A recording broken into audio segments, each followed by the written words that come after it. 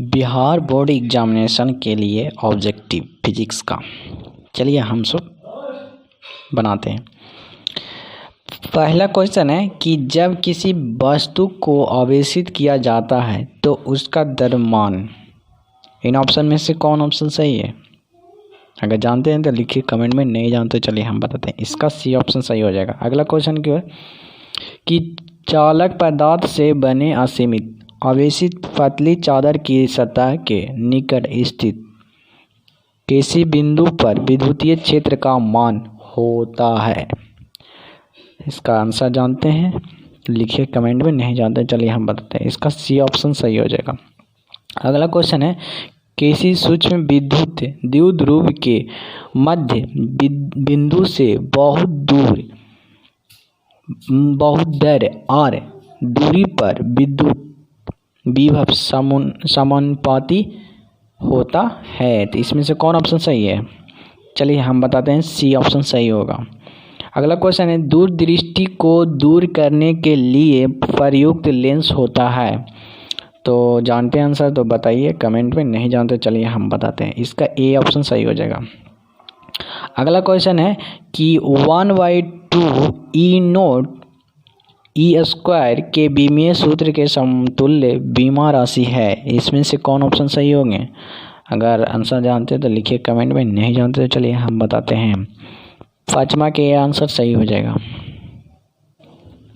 चलिए छठा क्वेश्चन है कि चुंबकीय द्विध्रुव आघूर्ण एक सदिश राशि है जो निर्दिष्ट होती है। इनमें से कौन ऑप्शन सही होंगे? अगर जानते हैं आंसर तो लिखिए कमेंट में, नहीं जानते तो चलिए हम बताते हैं। इसका ए ऑप्शन सही हो जाएगा। अगला क्वेश्चन है कि एक आवेश Q विद्युत क्षेत्र E तथा चुंबकीय क्षेत्र B की संयुक्त उपस्थिति में गतिमान हो तो उस पर लगने वाला बल होगा। अगर इसका आंसर जानते हैं तो लिखिए कमेंट में, नहीं जानते तो चलिए हम बताते हैं। इसका आंसर सी हो जाएगा। आठवां में है कि किसी चालक का विशिष्ट प्रतिरोध बढ़ता है। इसमें से कौन ऑप्शन सही होंगे? अगर जानते हैं तो लिखिए कमेंट में, नहीं जानते तो चलिए हम बताते हैं। इसका ए ऑप्शन सही हो जाएगा। नौवां में है किसी चालक के संवहन वेग Vd तथा आरोपित विद्युत क्षेत्र के बीच संबंध है। तो इसमें से अगर आंसर इसका आंसर जानते हैं तो लिखिए कमेंट में, नहीं जानते चलिए हम बताते हैं। इसमें हो जाएगा बी आंसर सही। चलिए अगला क्वेश्चन देखते हैं। 10वां कहता है एम चुंबकीय आघूर्ण वाले क्षण चुंबक को दो समान टुकड़े में तोड़ा जाता है तो प्रत्येक नए टुकड़ों का चुंबकीय आघूर्ण है। चलिए इसका आंसर जानते हैं तो लिखिए कमेंट में, नहीं जानते तो चलिए हम बताते हैं। इसका ऑप्शन बी सही हो जाएगा। 1 मतलब m/2। 11वां क्वेश्चन है कि किसी प्रिज्म पर एक वर्णिक प्रकाश के आपतित होने पर निम्न में से कौन सी घटना होती है? अगर इसका आंसर जानते हो तो लिखिए कमेंट में, नहीं जानते तो चलिए हम बताते हैं। इसका आंसर हो जाएगा ए वर्ण विक्षेपण। 12वां में है कि प्रकाश तंतु संचार निम्न में से किस घटना पर आधारित है? इसका आंसर आप जानते हैं तो लिखिए कमेंट में, नहीं जानते तो चलिए हम बताते हैं। इसका आंसर हो जाएगा ए। अगला क्वेश्चन है 13वां कि किसी विद्युत चुंबकीय विकिरण की ऊर्जा 13.2 केल्विन है। यह विकिरण जिस क्षेत्र से संबंधित है वह है। मतलब इसमें से कौन ऑप्शन सही होंगे? अगर इसका आंसर जानते हैं तो लिखिए कमेंट में, नहीं जानते तो चलिए हम बताते हैं। इसका ऑप्शन एक्स किरण हो जाएगा, मतलब बी आंसर सही हो जाएगा। चलिए अगला क्वेश्चन चलते हैं। तो ये है अगला क्वेश्चन, यदि ट्रांजिस्टर के धारा नियतांक अल्फा तथा बीटा है तो इनमें से अगर इसका आंसर जानते हैं तो लिखिए कमेंट में, नहीं जानते चलिए हम बताते हैं। इसका ऑप्शन बी सही हो जाएगा। अगला क्वेश्चन है फैक्स का अर्थ है मतलब इन सभी ऑप्शन में से कौन ऑप्शन सही है?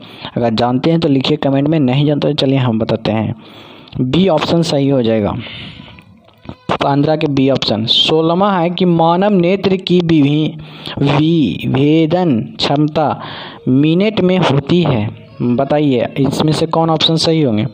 अगर जानते हैं तो लिखिए कमेंट में, नहीं जानते तो चलिए हम बताते हैं। 16वां के ए आंसर हो जाएगा 1/60।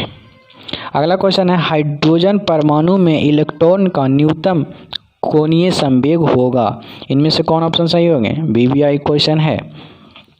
अगर ये उत्तर दे दिए तो समझिए कि आपका अच्छा जाएगा ऑब्जेक्टिव। तो इसका ऑप्शन चलिए आता है तो लिखिए कमेंट में, नहीं आता तो चलिए हम बताते हैं। 17 के बी ऑप्शन सही हो जाएगा। 18वां के है कि नाभिकीय अभिक्रिया में संचारित भौतिक राशियां हैं। इनमें से कौन ऑप्शन सही होंगे? जानते हैं तो लिखिए कमेंट में, नहीं जानते तो चलिए हम बताते हैं। 18वां के डी हो जाएगा। चलिए अगला क्वेश्चन चलते हैं। 19वां, विद्युतीय परिपथ के किसी बिंदु पर सभी धारिताओं का बीजगणितीय योग है। ऑप्शन कौन सही होंगे? अगर जानते हैं तो लिखिए कमेंट में, नहीं जानते तो चलिए हम बताते हैं। 19वां का हो जाएगा ए, शून्य होता है। अगला क्वेश्चन है एम्पियर घंटा मात्रक है। जी हाँ का सबसे इम्पोर्टेंट, हर बार पूछा जाता है। अगर जानते हैं इसका आंसर तो लिखिए कमेंट में, अगर नहीं जानते तो चलिए हम बताते हैं। इसका आंसर 20वां का हो जाएगा बी और इसका 21वां है जब प्रकाश की एक किरण ग्लास स्लैब में प्रवेश करती है तो इसका तरंग दैर्घ्य होता है। चलिए बताइए कौन ऑप्शन सही होंगे? अगर जानते हैं तो लिखिए कमेंट में, अगर नहीं जानते तो चलिए हम बताते हैं। 21 के ए ऑप्शन सही हो जाएगा, घटता है। 22वां क्वेश्चन है कि निम्नांकित में से किसे महत्व वेदन क्षमता है। चलिए बताइए, अगर जानते हैं तो लिखिए कमेंट में आंसर, अगर नहीं जानते तो चलिए हम बताते हैं। 22वां के डी ऑप्शन हो जाएगा वायु किरण। अगला क्वेश्चन है इलेक्ट्रॉन वोल्ट द्वारा मापा जाता है। जी हाँ गाइस, वेरी वेरी इंपॉर्टेंट है। अगर आप जानते हैं तो लिखिए कमेंट में, अगर नहीं जानते तो चलिए हम बताते हैं। इसका ऑप्शन डी ऑप्शन हो जाएगा ऊर्जा। अगला क्वेश्चन लास्ट क्वेश्चन है कि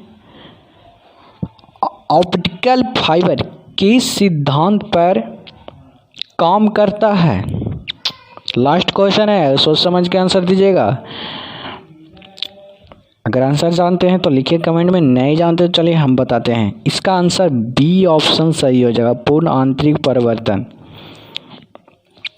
सच बताना कि आप सबका ये टेस्ट कैसा गया और इस टेस्ट में कितने क्वेश्चन का आंसर आपने दिया और कितने आंसर सही हुए, कमेंट में लिखना ना भूलें। ये आपके लिए यूजफुल है तो हमें सब्सक्राइब करना भी ना भूलें।